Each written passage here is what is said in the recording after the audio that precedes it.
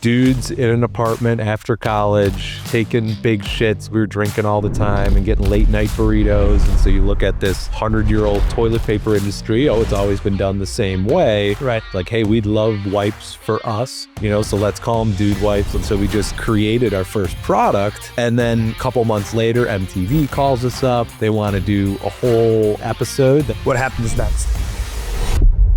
Sean Riley wiped the rules clean, turning Dude Wipes into a $200 million a year beast. From a bachelor pad idea to a Shark Tank deal, he's built a brand that flushed the old playbook and put swagger back into the bathroom aisle. It's a dream to be on Shark Tank when you're this early entrepreneur. You were coming to get a deal with It Cuban. was like the manifestation, visualization. So when he goes out in real time, it's like a gut shot. Was there any indication he was going to jump back in? No, it was shocking as it is on TV. What's the best piece of advice from Mark? That's something really powerful Mark Cuban said to us. When COVID hit in 2020 and everyone ran out of shit paper, Yeah.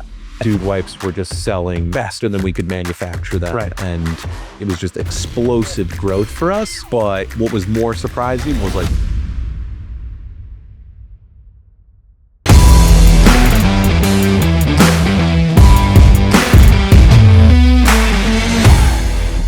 Welcome, everyone, to the inaugural episode of the Zeitgeist podcast. I'm your host, Steven Galanis.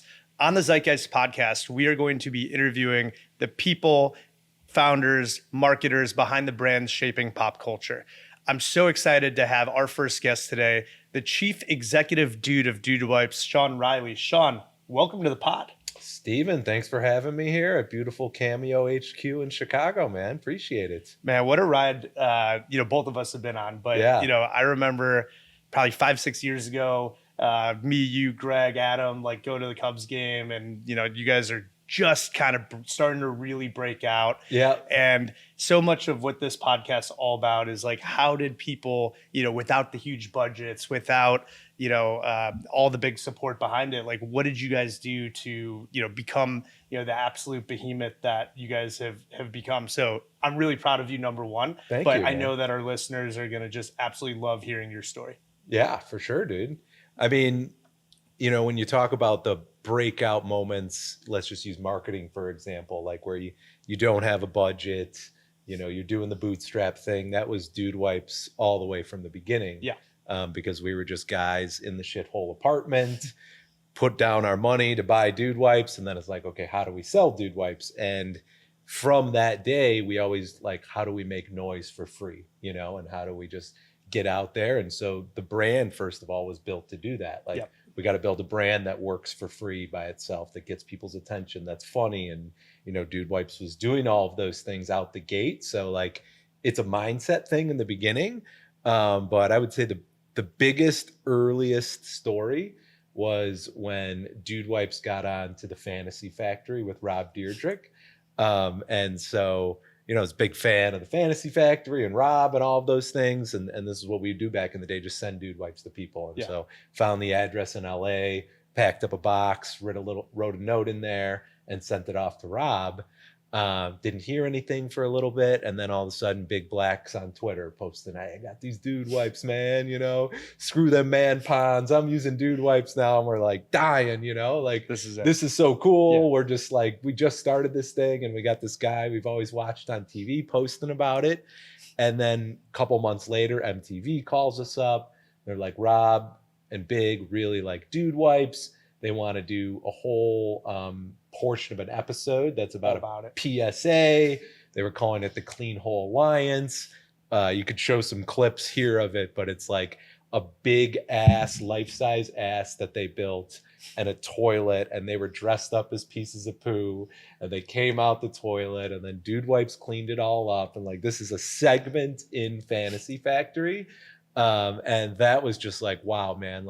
That was in 2014 that happened, and 2013 was our first full year in business. And just you start to see these moments where if you're doing something unique and putting yourself out there, Yeah, it just breaks one way versus the other. And suddenly, that opens up the next opportunity. yeah, and originality creates buzz, right? Give people something to talk about and they will talk about something. If your guys at a big agency who are used to spending big budgets and you're starting a brand, that's where your mind's going to go. Right. Okay, we need $5 million. We need the commercials. We need this and that. And you end up building something that's like needs cash to grow and like almost isn't relatable.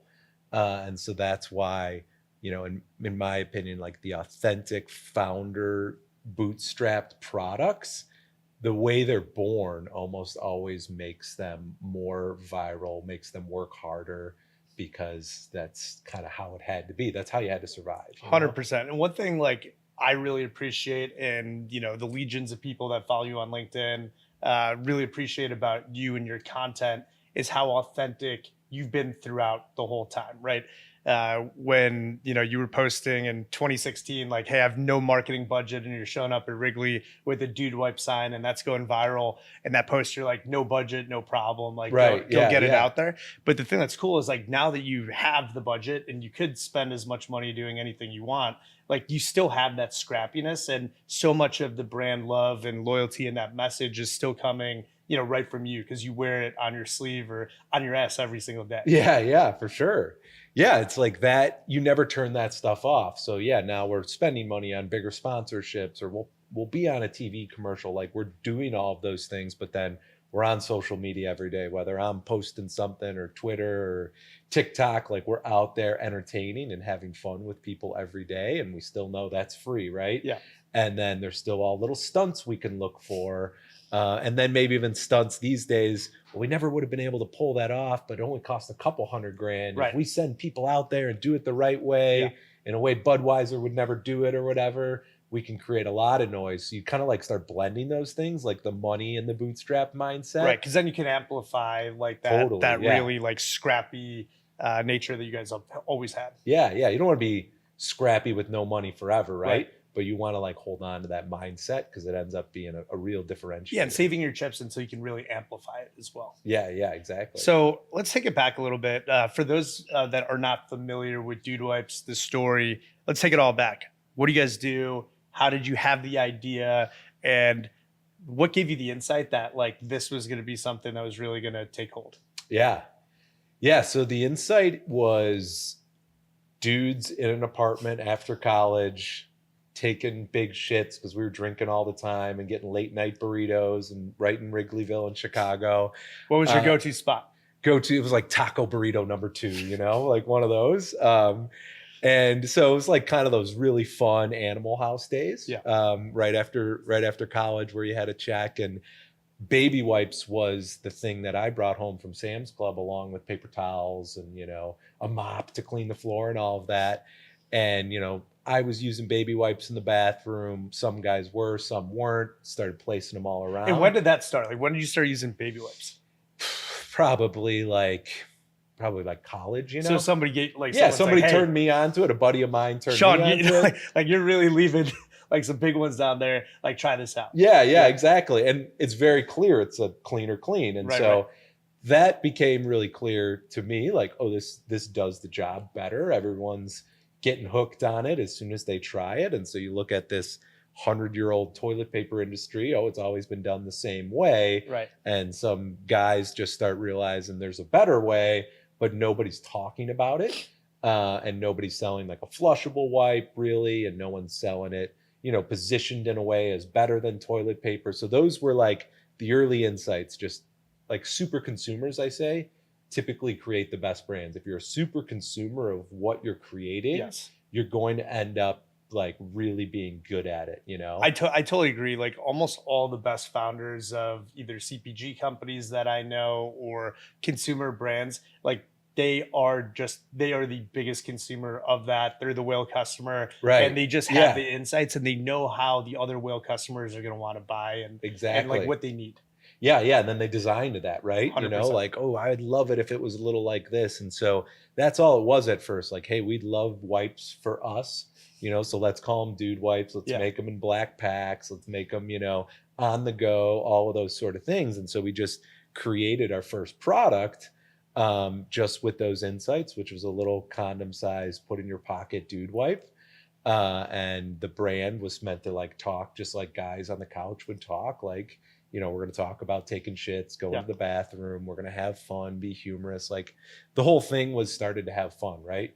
And so very easily it was like, well, this brand has to represent that because we want to quit our 9-to-5s. We want to break out and do something interesting, and we want to do something fun. Yeah. So, And it's, and when you have a brand and consumer that, that like you're looking for people like that want to have fun, they want to be part of the party on that. Right. It really is so important. Like for us, Make It Fun was a corporate value at Cameo. Eventually that became Make It Memorable, but like that ethos was there. So when we did the first sale ever in Cameo history, it was 6.9% off. And that sophomoric humor, that frat room humor is like one of the things that helped us stick out and like get out there because, we're running, it was like I think it was a Cyber Monday sale. Everybody else like 30-40% off and we're 6.9% off. And it was like almost higher impact. Yeah, for sure. And like Facebook's not going to do that, right? You know what I mean? But Cameo's going to be having fun and scrappy and do something like that. And you realize those are just competitive advantages. So I'm a huge fan of the concept of category creation and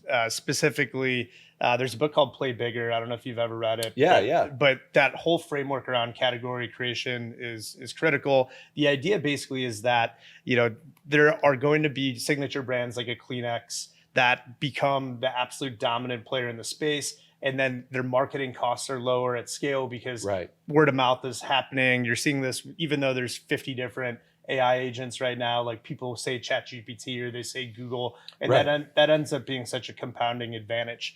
The wipe industry has been around for a long time. You mentioned you were bringing baby wipes home. Right. Obviously, that had a branding issue for guys. Yeah. Similarly, I didn't even have a brand. Right. I was at dinner last night with a girlfriend here, and she was talking. I told her we were chatting today, and she was saying like how sanitary wipes have always been around for women, but like they're in the bathroom, and it's kind of like a gross like.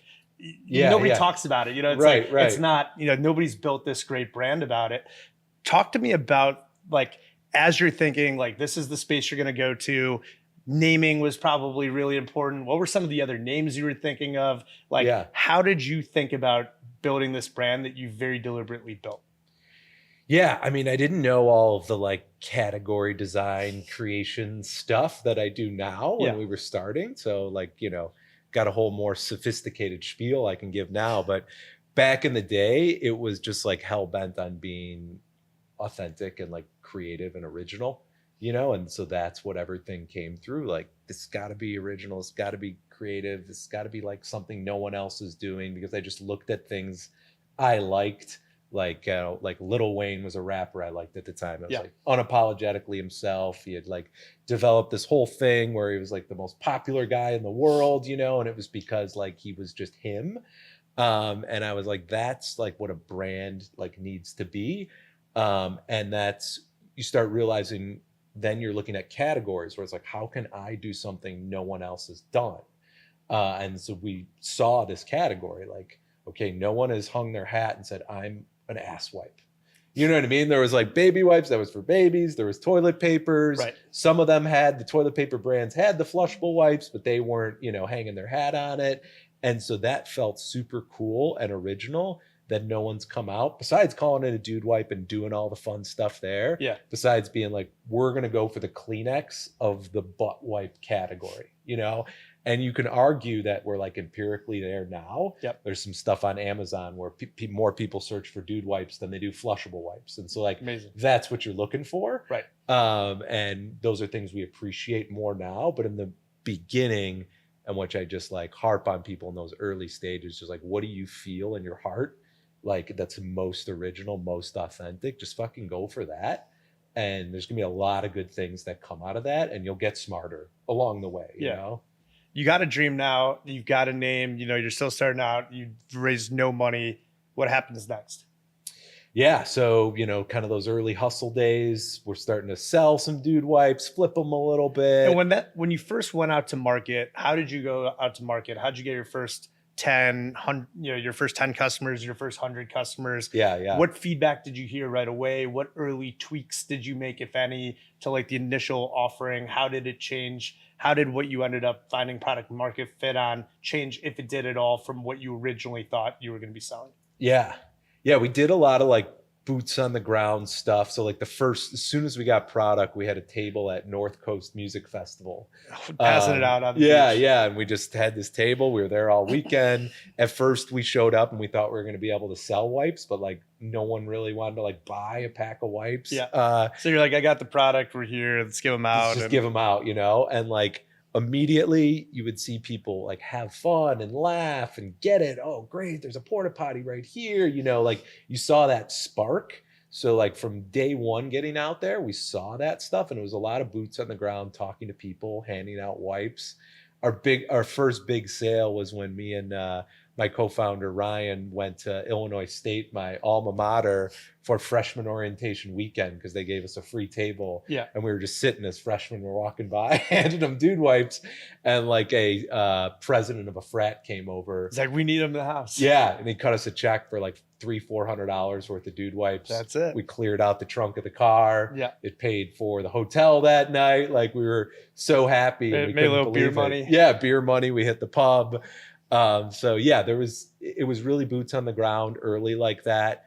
Not super efficient, but like we learned a lot. And then it very quickly became about the internet and Amazon. Like, oh crap, here's somewhere where we can reach people at scale. There's no gatekeepers. We can get in front of customers. They'll actually buy this product very efficiently, very easily. And that's when we started making a few $100,000, start closing in our first $1 million, is when we kind of learned we got to concentrate on online sales. Talk to me about your co-founder and just the initial team that happened that like really got this thing off the ground. One of my favorite investors is a guy named David Cummings out of Atlanta. And he has this theory about consumer companies. And he said, every great consumer company I've ever seen or backed has these three things in the founders. Now, sometimes the founder has all three things. Right. Sometimes there's three founders and they each have one of these skills. Could be two and one, et cetera. But he's like, I've never seen a successful consumer company that wasn't founded by a hustler, a hacker, and a hipster.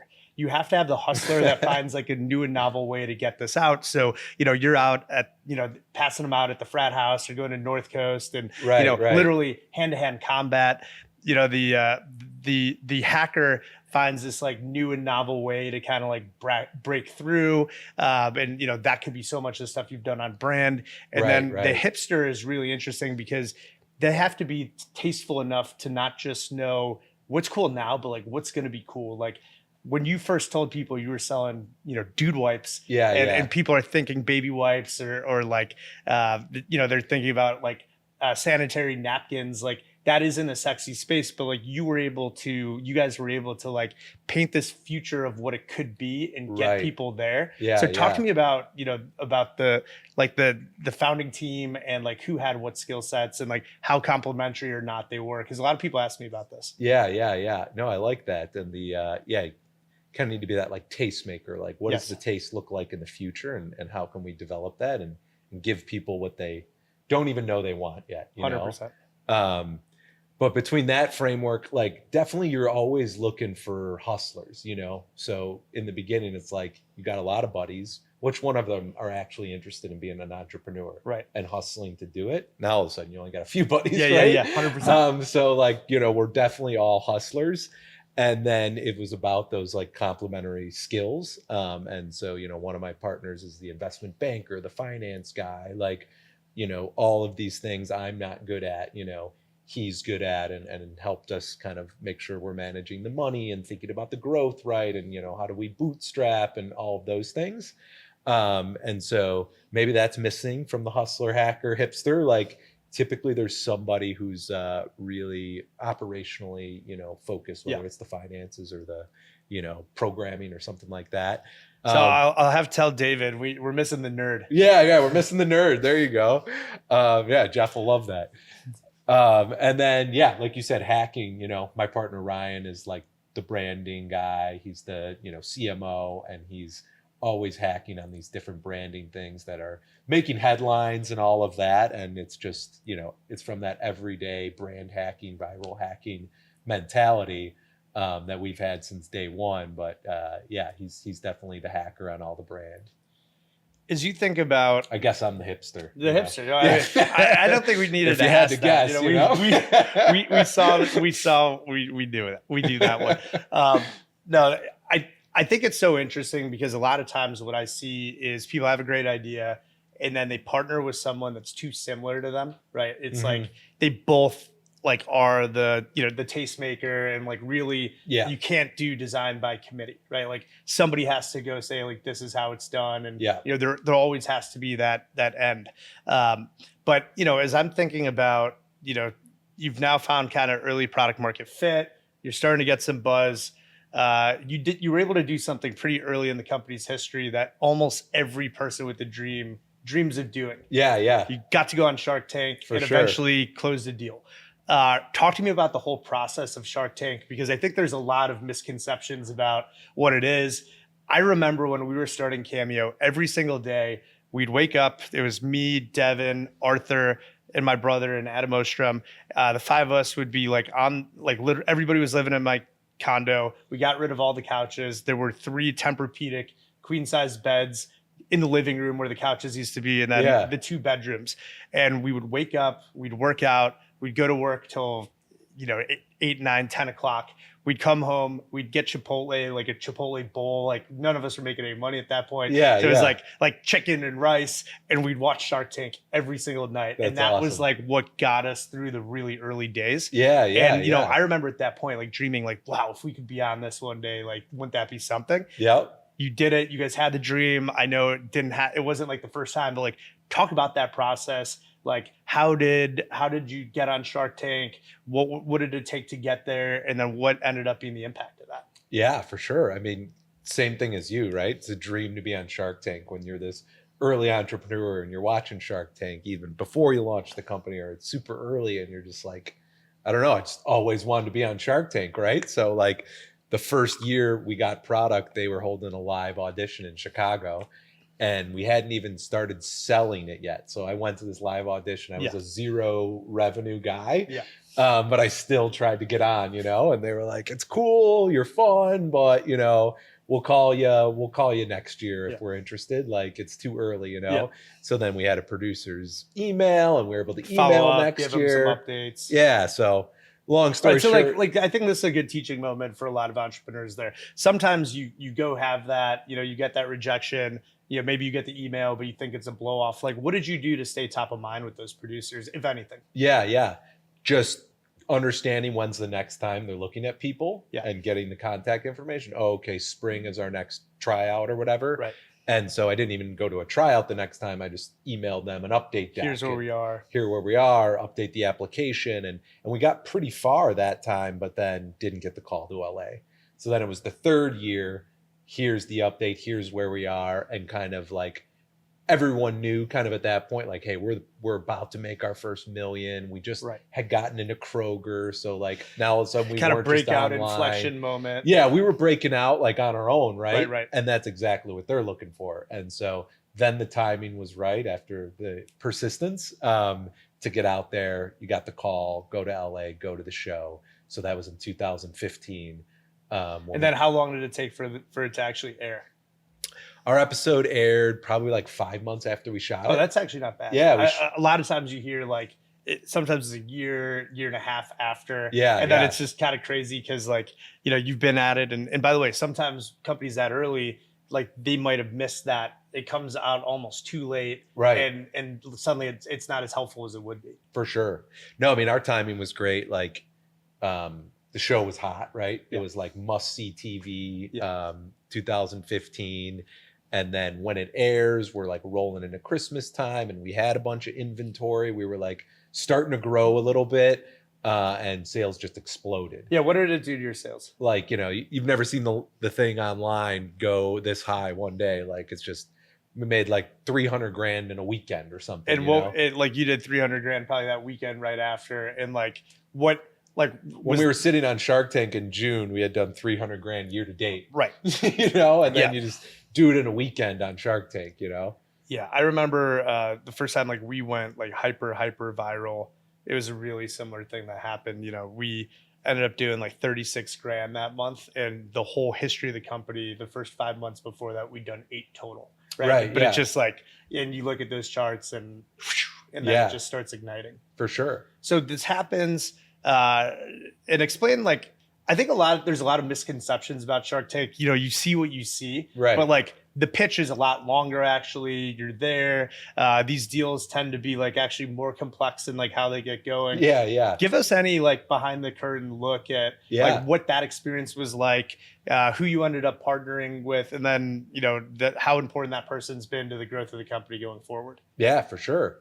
You know, the main thing I didn't realize until we went on the show is they don't know anything about you when you walk out. So No they- briefing. No briefing. Total cold. Yeah, they don't have a little sheet that says Dude Wipes is coming out. You Right. know, they want their authentic reactions. So that's why these pitches tend to last an hour on average, is because they got to learn about your business. So they're like badgering Peppering you with with questions, questions. and it's a little chaotic because everyone's talking at the same time. They edit it to seem a little bit more structured, but Yeah, but it's not. It's not. Yeah, it's pretty crazy, and they're talking over each other. And then you get into a groove, right? Okay, they know enough about the business. People are going in, people are going out. Like, it's starting to develop into a deal after they've kind of like live due diligence you essentially for Right. like 20 minutes.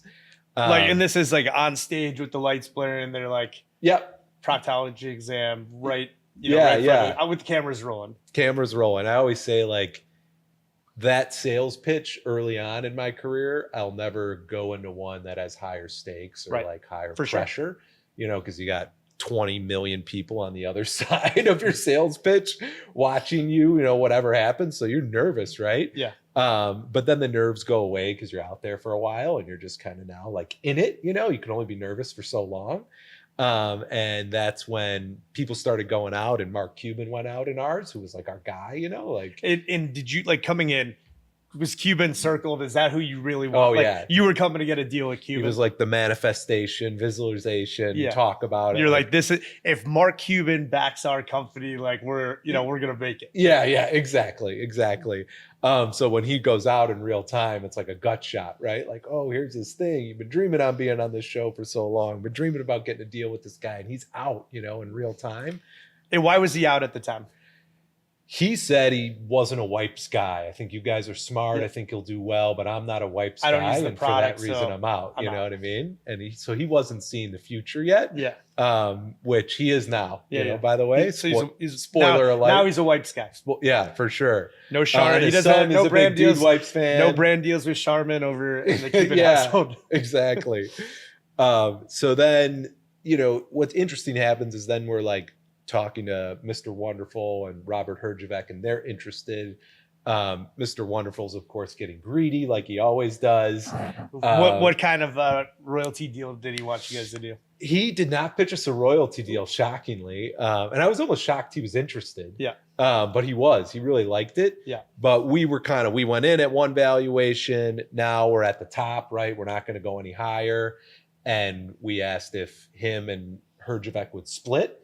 They're like, well, to split, we need even more equity, you know? And we're like, no, we're not. Like, this is our top. Like, you know, we're not going And like, any what was higher. that? Like that deal, it was like you were going to sell 20% and they were 10 and 10 and they needed 25 and 25. Or like what? It was 25%. Yeah. And they wanted 2.5% more.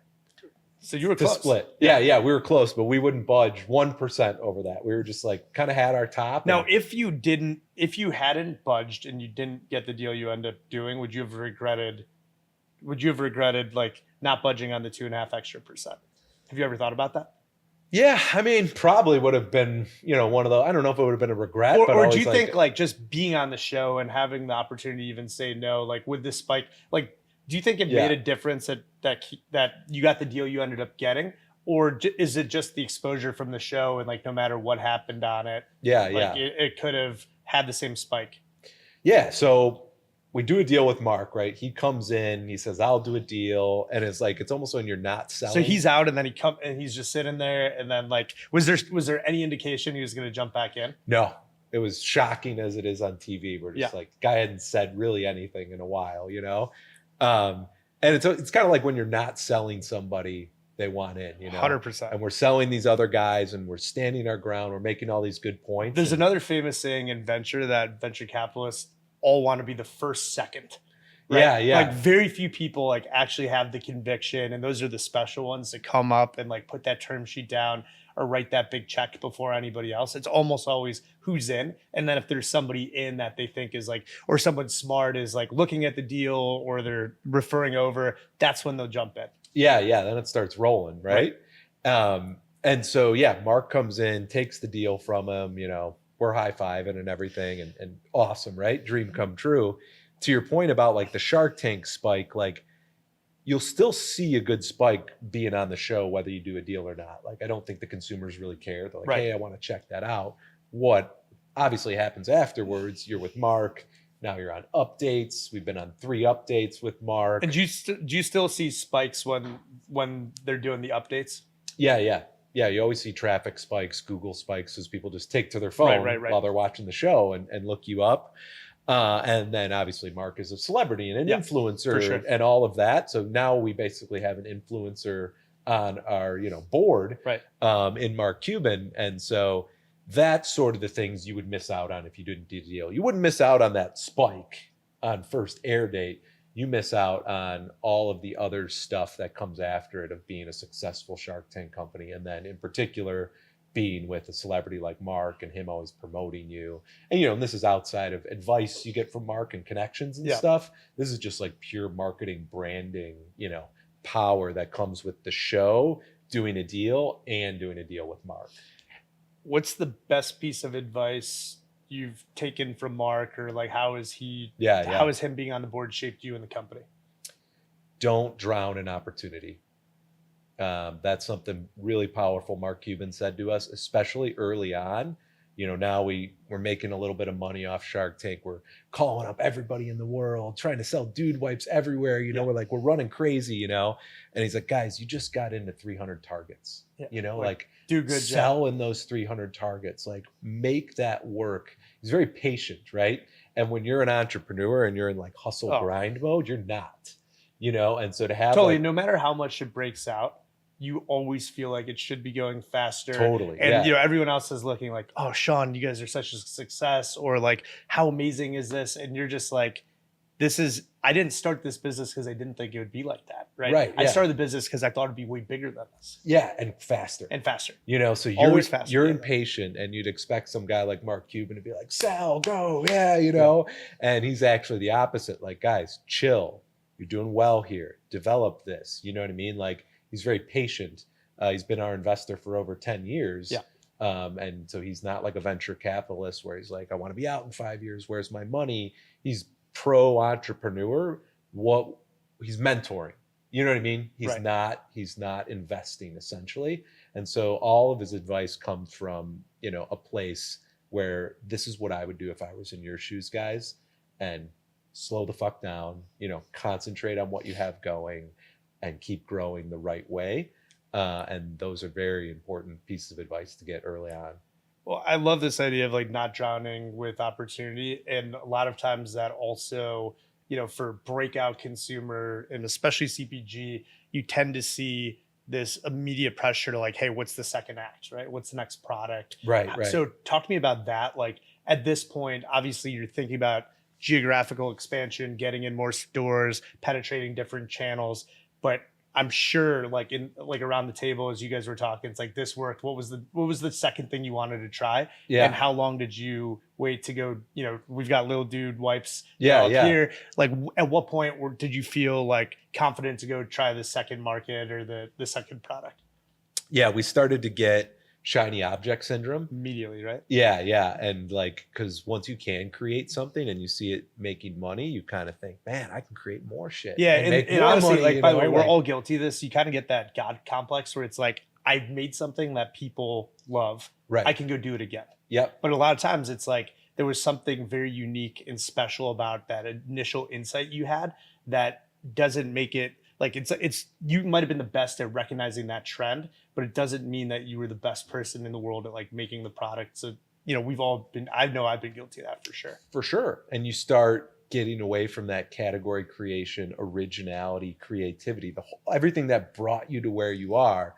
And so like our example is like, well, hey, we should make some natural dude deodorant. We should make some dude body sprays. Like, we're this male grooming company and, retailers are asking us for this stuff. Like, why wouldn't we? So we started doing stuff like that a little bit.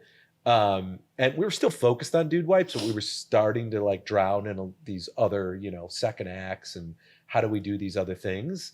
And it ended up not being original, right? Other people were kind of doing it. It ended up being unfocused. It was taking energy and capital and all these things we couldn't afford. Right. We're fighting one war with big TP, these multi-billion-dollar conglomerates. And we decided, let's go fight another one with Old Spice and Axe and stuff. Right. Like, looking back on it, it's so stupid. But when you're in that moment, it feels right. And like you said, that God complex, creation complex. And, just as important as like, it's one thing if you make the mistake, but, throwing good money after bad obviously is even worse. So at what point did you realize that you were on the wrong path and like talk about, kind of killing that product line or shutting it down? When COVID hit in 2020 and everyone ran out of shit paper. Yeah. And dude wipes were just selling faster than we could manufacture them. Right. And more people were coming on board and understanding that they were better than toilet paper. And like, it was just explosive growth for us. And we said, what are we doing spending time on this other stuff? We're so early in this journey. Right. That was our like wake up moment that we needed to discontinue everything else, double down on dude wipes. And we haven't stopped growing since. Yeah. And we haven't like launched really anything new since, and we've just been focusing on being the best and doing it bigger and better. So I call it like innovating in a vacuum. Like we can be creative, we can innovate, but we're Kleenex. You know what I mean? We're dude wipes, and it's going to be all focused on this. So that was really big. And to your point about like doing it or regrets or anything, a good thing Mark said was like, it's a good thing we tried that. Right. Because if we didn't try that early on, I'd be thinking about it right now. 100%. And it's like we tried it early, we got refocused, and that was like a blessing, that whole lesson. I hadn't thought about the bump that you had in COVID. Like obviously I knew you before. I was watching the rise, like Shark Tank, all that stuff. And then obviously like seeing what happened, but that very clearly was a major inflection point for you. But there also were major challenges. Like, Cameo similarly had a wild run during COVID, but we didn't have physical manufacturing. There were a lot of we didn't have supply chain issues. Right. There were so many things that were like just natural advantages. We didn't build the business model for COVID, but it ended up being kind of tailor made for it. Right. Talk about like viral. Talk about from the very beginning, like, right away, like people are shutting down, there's stay at home orders. Like, did your sales spike right away? Did they fall first and then come back up? Like, what was going through your head? Like, take me back to those days as you're navigating through. And then obviously when you realize that this is a massive tailwind, like what did you do to like keep up with demand and scale, not just the organization, but yourself through like these times of massive growth? Yeah. I mean, right away. So within a week, you got a warehouse full of dude wipes, and then every retailer says, I want them all. And you split them up evenly and gone. Empty warehouse. You know what I mean? Like, and where were you manufacturing them? In the US. Okay. So that was helpful. Yeah. So obviously then the first calls you start making is to your manufacturers. Like, hey, I need more. And being quick and agile. And did you find like, because there's other products that, ended up not being essential, like were they happy to provide more capacity, or was that a challenge? They were happy. Yeah. Because the machines that they had available kind of only make these kind of wipes and stuff. And so it was like, hey, that's where the startups can move so quick. So immediately we're talking to these guys and they're able to triple our output. And we're able to say, yes, we'll commit to it, and we're able to do this in a matter of days, where big companies like, they're just so big and they can't react as quick. We were small enough that we could like triple overnight and lock up that capacity. And then so for about 6 months, it was just manufactured to our warehouse is empty. Manufactured our warehouse is empty. It took a long time for the supply chain to catch up. So, we were making a lot, right? But what was more surprising was like once things normalized, that it kept going. And do you think a lot of that is just because people, they just, like once they try the product, like you probably saw that right away. It's like, once you try the product, it is just better. And then that was just a trend that stuck. Just the natural retention of the brand. Right. This was mass trial. but then those same laws of retention ended up falling into it. Like, I never heard of dude wipes, but there was nothing else at the store, so I grabbed them. And let's say 35% of those people stick around, you know? And so all of those numbers just started playing out that way. And yeah, we just did the retention numbers get better, or was it just that there were so many people trying for the new time that retention stayed the same, and then it just amplified because it was a bigger scale? Like, did you have, as you were thinking, like pre-COVID, call it 2015 to 2019, like were there points where you found like major changes in the retention of the business? Retention's always been like steadily growing. Yeah, you know what I mean. And maybe if you looked at the COVID buys in like, that time frame, it was probably a little lower because you just had people who were buying anything. They might not have been interested in it, but then they, recovered to our normal retention rates. And then our retention rates keep growing because we make the product better. We grow the brand more. We're getting more distribution. Like, distribution is a part of retention, right? Like, if you're not available at this store, I'll just buy somebody else. And so as you get more distribution, you end up getting better retention because you're just in stock. So brands that grow naturally get better retention as long as they're doing product price, stuff right. Exactly. Yeah. And when you think about product price, like, talk about some of the mistakes that you guys made at that. Like, ever, was there any time where, there was a pack that you thought, like, I know now originally it was like selling the double, there was like the individually wrapped and you got doubles. Like, what did you learn about pricing and how people wanted to buy your product? Yeah. I mean, the first thing was when we only launched single dude wipes, we realized everyone wanted a big multi-pack on their toilet. And so that took us like a year and a half to do, even though we immediately realized it out the gate, like, oh, this product is great, but everyone wants a bigger pack, right? And it's more cost efficient to sell them that bigger pack because it has less packaging. You're essentially putting a bunch of wipes in one pack. So, and your initial, like, your LTV is increasing too, because if they're just buying that first, big pack, that's way better than buying the 3-pack or the 5-pack. If they got a month's worth. Yeah, exactly. Just a lot of simple stuff like that. Like, how do we just sell people more wipes and better priced packages so they can stay stocked up better? Bunch of weird things with pricing. I mean, one thing we almost stumbled upon that was good is like when we launched dude wipes, they were kind of expensive, but it was all we couldn't afford low margin. Right. And so now if I had like some money behind me and I was going into a product, I would go in at lower margins, knowing when the volume got up, I would, raise it.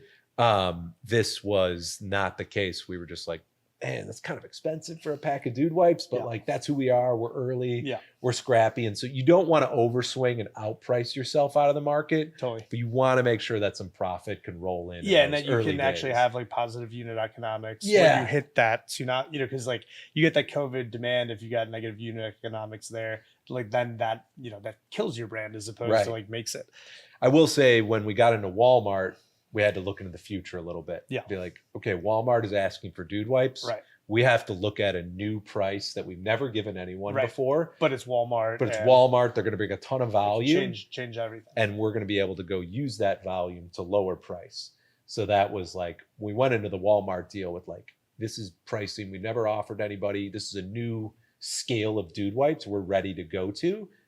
And then once they said yes, we were able to execute that scale. So sometimes you got to kind of play like a chicken and the egg game there. Yeah. Amazon's been a massive channel for you as well. I believe, right? Like, when you think about your sales that are coming like from, online versus in store, what's the breakdown right now? It's probably about like 40% online. And then the rest stores. And some of these stores are starting to get blended between like Walmart.com and stuff. Or like Instacart, Costco on Instacart. Exactly. But yeah, Amazon's still a behemoth for us. And it's where innovative brands are born. Yeah. Because there's no gatekeepers. And when a brand is born there, it ends up having a lot of it ranks relevant. Yeah, exactly. And now it's like, well, dude wipes is so talk to me about brand. That. All right. You've got this product, you got some sales, you got Shark Tank, and all of a sudden now you're, on Amazon optimizing, like trying to get this out there, and there are a billion products on there, right? Like, how'd you stick out? Stuck out by the brand. So like, hopefully you see it. Oh, this black pack dude wipes. No one's ever talked to me as a guy before, you know? Right. And so that's your pillar. And then it's like boring stuff, like running ads when people are searching for flushable wipes. Check out dude wipes, you know, like it's just getting yourself in front of the customer who's looking for your product. Right. So it's super unsexy, but then it's like, oh, I'm looking for flushable ass wipes. This brand looks cool. I'll try it. And that's how we ended up building it in the early days. And then when the viral moments hit, everyone goes to Amazon because they're on Google or they go to Amazon first, you know? So those help it out. And then you just do the boring category stuff of like, hey, you're looking for this general category. We'll check out this new cool brand. Well, anyone listening here has now heard like a couple of these like inflection points that you've had, getting into Kroger, getting on Shark Tank, doing the Walmart deal, COVID, these things happened. But not all of those were necessarily viral moments. A lot of those things like happen beneath the surface, and then all of a sudden it's out there, sales are spiking, etc. Talk to me about like the handful of like viral moments, maybe even starting from the beginning where there's like a breakout, and like how at each of those times like that, you know, changed the trajectory of the business, and maybe even the story of like, hey, we want to take this shot, like let's try to do it. Yeah. Our first big viral moment on that was putting dude wipes on the ass of Tyron Woodley. I remember that. Yeah, in 2014, UFC pay-per-view fight. Basically, when you could sponsor them, you can't do that anymore. And we trended worldwide on. And what did that cost back then? $10,000. $10,000. And that was, I think we had to take a loan out to pay for it. Totally. And what gave you conviction that that was the right guy, that was the right, you know, obviously like the UFC, you know, that like UFC boxing, that whole world, that is like the core demo, but like, like what was it about Woodley? You know, he reached out to us, and was he using the product? He was using the product, and his, you know, the space was available. Someone backed out. So it was kind of his idea. He's like, how funny would that be? You know what I mean? Dude wipes on my ass. That's amazing. Yeah, right. Exactly. It wasn't something we thought of. So then you get this, but then you're like, fuck, that's a lot of money. Yeah, fuck, that's a lot of money. Like I was talking about, my partner Ryan, who's like the hacker, was just like, no, like this feels right. Like we got to do this. And so, we pulled a little like line of credit or something to like get it done, you know, and we're just like, let's just take this shot. And it is one of those moments where you've never spent $10,000 on like one little play before. And so it's a pivotal moment, because then when it goes crazy, you start to understand, like we always say, scared money don't make no money around here. We got to spend money to make money. We got to take these shots. And so then you start developing this confidence and this like gut feeling of like what's worth doing it on, and then being okay when they fail, especially as you grow more. Like, okay, take that shot. It's got a chance to pop off. It might not, but like we got to do it. And that was the first one that taught us that lesson. So you have that lesson, you've had a big win. What were kind of the next few that you did like that? And what was maybe like the craziest thing that finally you're like, like we can't do that, even though like people were excited about it? Yeah. I'm trying to think if we ever got in trouble with a viral moment. Probably got in trouble in some moments, but they were never like viral ones, you know? I feel like the virality has always been positive for us. And really interestingly, even when it is negative, like at least for us, like when we've had, you know, great headlines or terrible headlines, that spike still boosts the business, interestingly. Right. Because like you're in the news, you're in the zeitgeist, and people are thinking about you. As long as you're being yourself too in those moments, and 100%. If someone grabs it and spin zones it, that's fine. You know what I mean? Like if you're being yourself and it's coming from the place of something you wanted to do, then like that's it. Totally. You know? Like the first breakout viral moment at Cameo happened, and Tyler will remember this. This is like Christmas 2018, 2019. We're just about to move into our new office, 2018. And Brett Favre had been like tricked into making an anti-Semitic dog whistle message in a cameo. And this thing had gone like hyper viral. And unlike Twitter back in the day, if somebody sent a bad tweet out, they'd be like, well, I got hacked or something else. But in this case, like it was a video. There were no fakes then. So it's like he said this. And then that was something that like at the time was like an existential moment for the company. Right? Because if Brett Favre, who's the most prominent person on the platform, if he loses his Wrangler deal or he has to drop off the platform, that's going to cap whoever could have joined our platform. But, you know, we were able to like handle that, keep him on board. He ended up investing in the company after that. And Yeah. that was the biggest growth we ever had, directly from that, being on NBC nightly news and kind of defending it. So, sometimes those really negative moments too, that feel existential, like if handled the right way, can be the next inflection point. Totally. No, you don't grow without challenges. Right. And that's a big challenge. And then you guys handle it the right way. And then growth is on the other side, So Sean, obviously like Cuban's on the cap table. Tyron Woodley was like really early there. Who's the most famous person that's used your product? A lot actually have used our product. So like we know around like Post Malone's Rider, we've had the Jonas Brothers, share videos. We've had Dave Chappelle share stuff, but probably the coolest Dude Wipes famous person story we have has to do with this new product coming out, which is the Dude Wipes Double Deuce here. So this is a product that has 2 wipes in one pack. So I got one of them on me here. So the Dude Wipes Double Deuce, you open this one up and you get 2 wipes in here instead of just one. So this idea came from John Mayer. Perfect for the double flush. For the double flush. This came from John Mayer. And so we live in a 2-wipe world on the back, because he sent us an Instagram message that was like, guys, I love your product, but we live in a 2-wipe world. One is never enough. And we're like, actually, John, that's a really good idea. Like we'll look into it. And so we started messaging back and forth as like we were developing the product, and he was just like into like the creative jam sesh of it.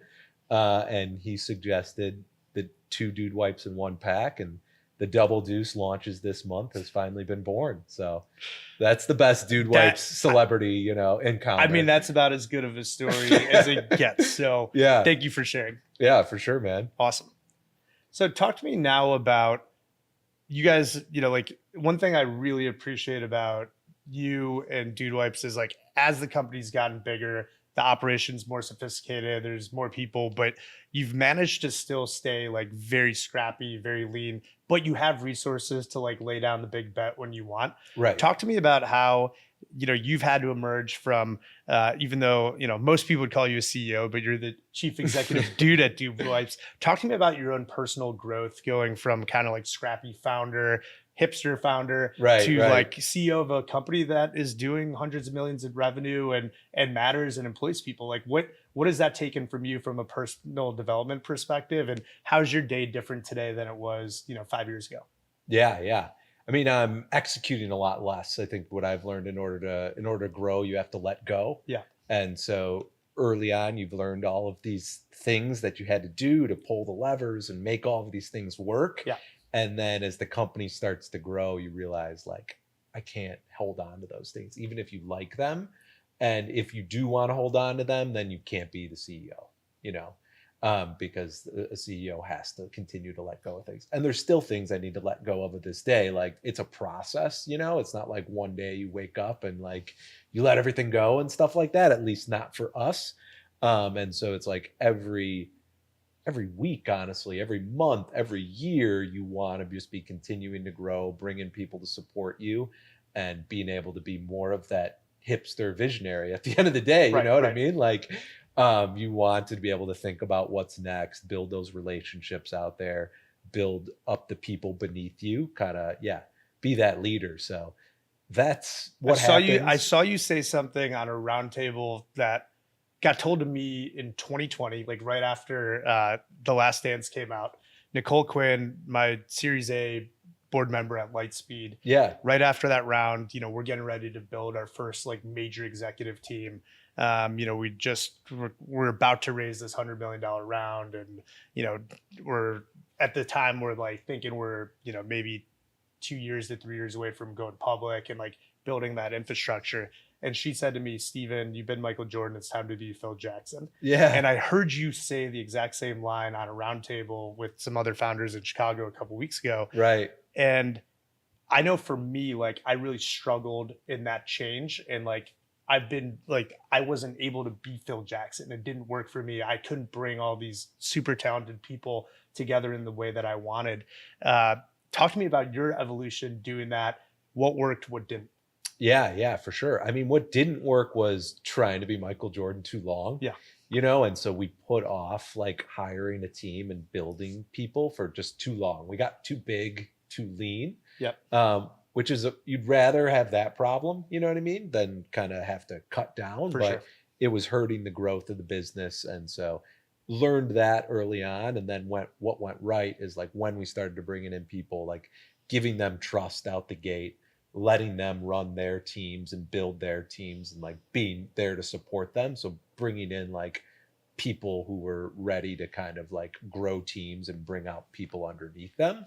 But yeah, that's so funny that she said that, because I read Phil's book, Sacred Hoops, Great book. Amazing book, like amazing book to apply to business. And you realize, it's like there was all these superstar players, but Phil was getting them to all play for the same he brought them cause. together. And as you know, building teams, everyone you've hired, like you hired them because you think they're great. You hired them because you think that they're gonna like be accretive to it.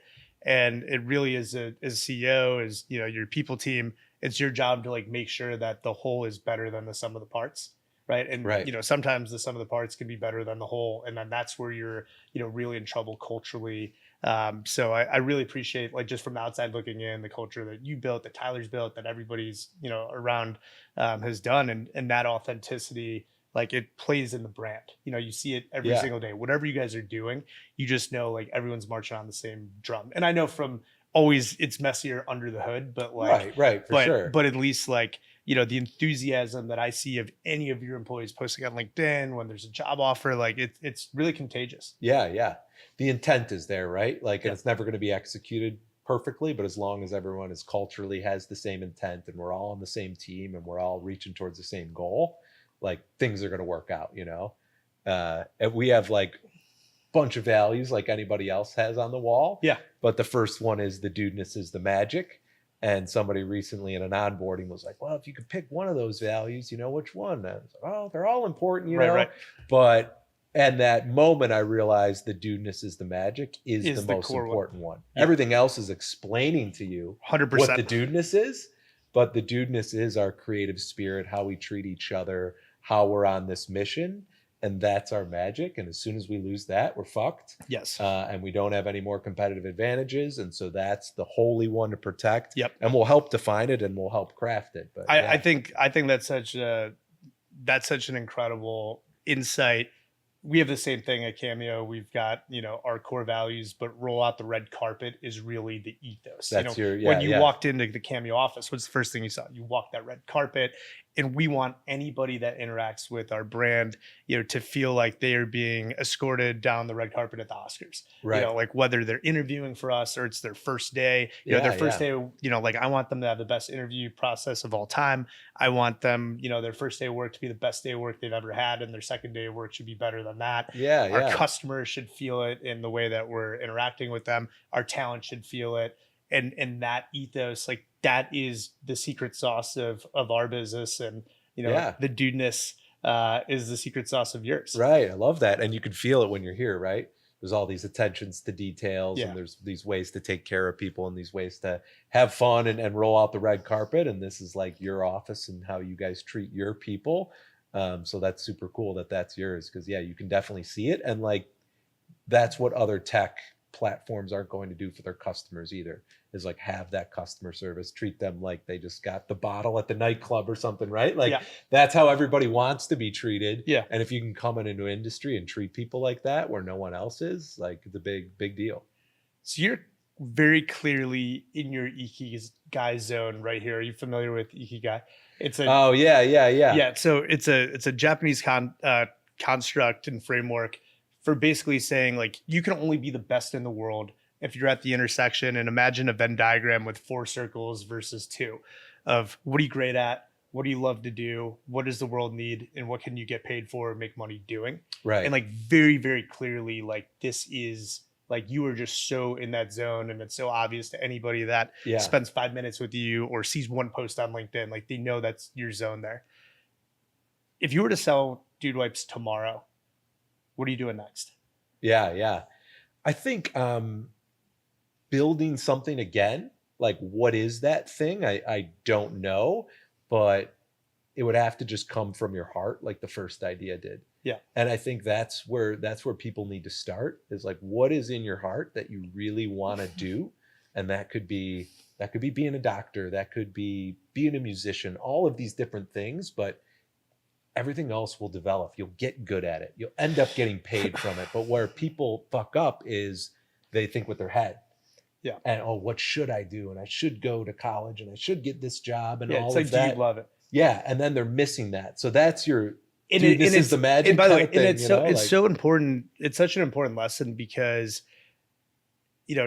ass wipes were not a sexy space. When Cameo started, we were helping third string defensive ends, like trying to make $5 videos, right? Like we were working with people, and no offense to, Lance Thomas Some and good dude Cassius wipe Mars sponsors too, and Dad Lewis. These are my best friends, some of my best friends in the world. Yeah. But like, we launched Cameo with a bunch of people that nobody would ever launch a business with.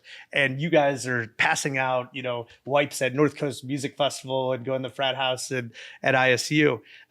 But in that time when it was unsexy, you had so much passion about it that the world kind of, like, you knew it was going to be big. The world catches up. Yeah. And one thing I see founders, I wasn't making money back then, right? So it was like, well, this guy doesn't have it figured out. Right. But it develops, you know what I mean? Right. And I think, and that's something that I think is so, like, I love to, spread as a lesson to early stage founders that I talk about, or someone that's got an idea and they're deciding, like, hey, should I quit my job over this? Like, do I go all in? Do I burn the boats?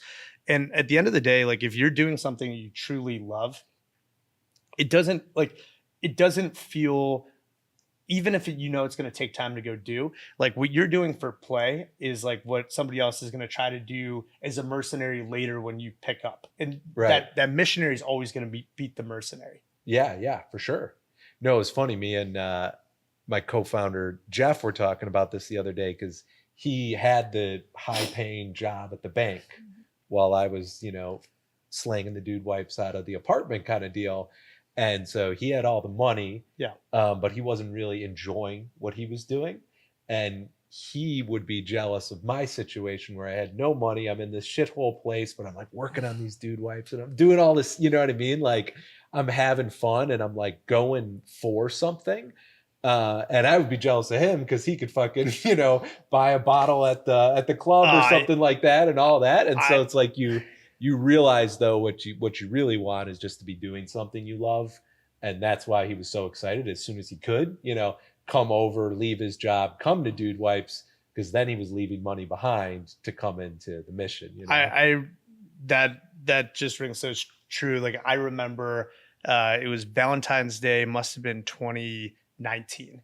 We'd just done our Series B, and we're scaling. We have Kleiner, we got Lightspeed. Like, we're starting to really build buzz. We're hiring, the team's growing.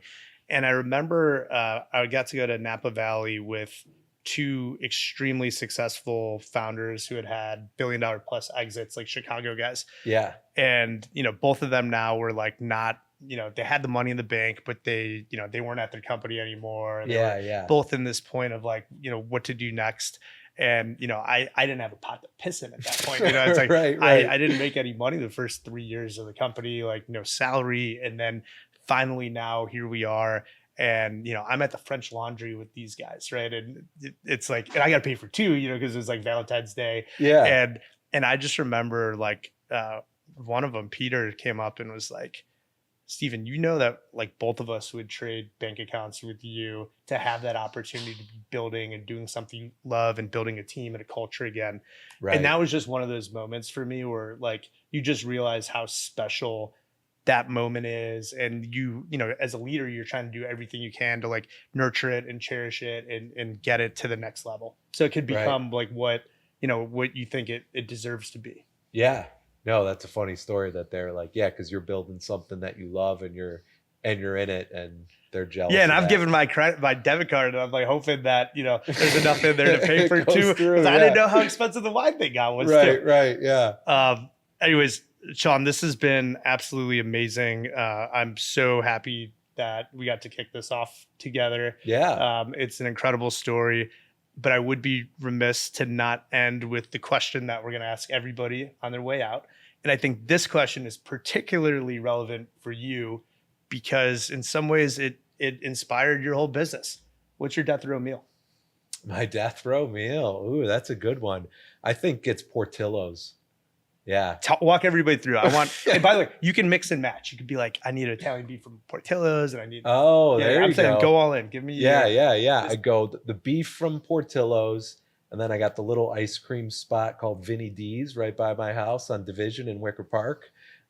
Just get a big ass Oreo shake from there, and then the fries from McDonald's. So that's pretty Chicago, Yeah. right? But by the way, I got and McDonald's, Portillo's, and the local place. Yeah. That's awesome. Sean, thank you so much. This was Yeah, amazing. for sure, Steven. Thank you for having me on, man. Awesome.